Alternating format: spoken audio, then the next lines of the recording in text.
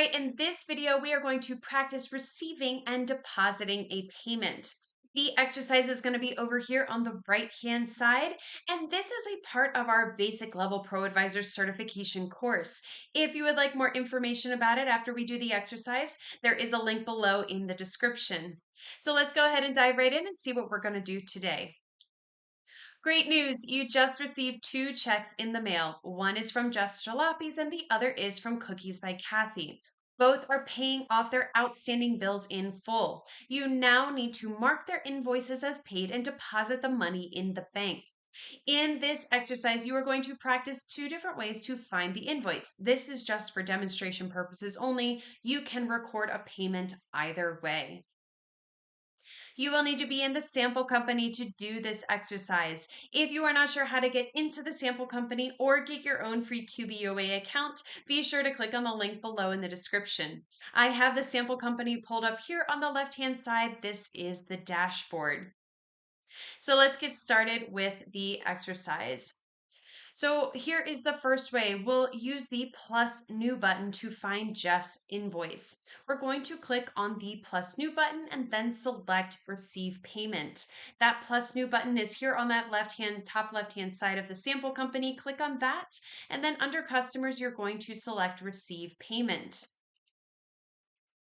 Now in the customer field, when it pulls up, we're going to select Jeff's Jalopies. So click into that down arrow. You can either scroll or you can click into the box and start typing. Here is Jeff's Jalopies. Go ahead and click on him. And you will notice that once you have selected him, his outstanding transaction, specifically his invoice, is going to appear below. In the payment method field, we're going to select check because that is how he paid. Go ahead and click that down arrow and then select check.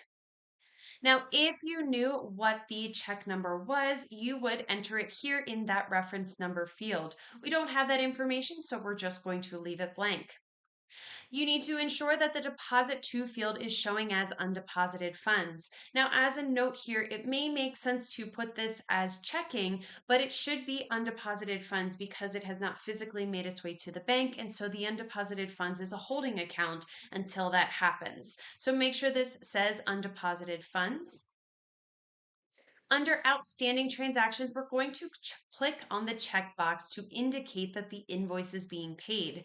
So go ahead and click on that checkbox, and you will notice that when you do this payment method or this payment, field is going to fill in with the open balance. Since he paid the invoice in full, we can leave this as is. If he was only making a partial payment for whatever reason, you would make this adjustment in the payment field. But since he paid it in full, we're going to leave it as is and just simply save and close this. Go ahead and click on that green save and close button.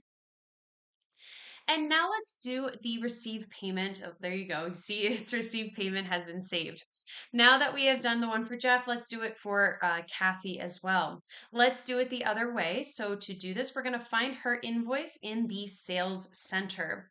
From the left navigation bar, we're going to hover over sales and then select invoices. Here is sales on that left-hand side. Hover over that and then select invoices. Now we need to find the invoice on the list that is for Kathy and then click on receive payment in the action column. Here we can see towards the top here is the one for Cookies by Kathy. We simply just need to click on receive payment on that line. Go ahead and do that. And now we are going to fill this out the exact same way that we did in the one for Jeff. Now, the nice thing is that the customer has already been selected because we did it directly from the sales center. So we don't need to make an adjustment there. We are going to change this payment method once again to check because that is how she paid. If we had the check number, we would put it here. We don't have that information, so we're leaving it blank. Make sure it says undeposited funds right here. And then here is that invoice that we are paying in full or that she paid in full. We're going to make sure that that checkbox is selected. It already is. And the amount in the payment field is matching what is the open balance, which is perfect. That's exactly what we needed it to be. So you can click on the down arrow right here and then select save and close. And now that receive payment has been saved.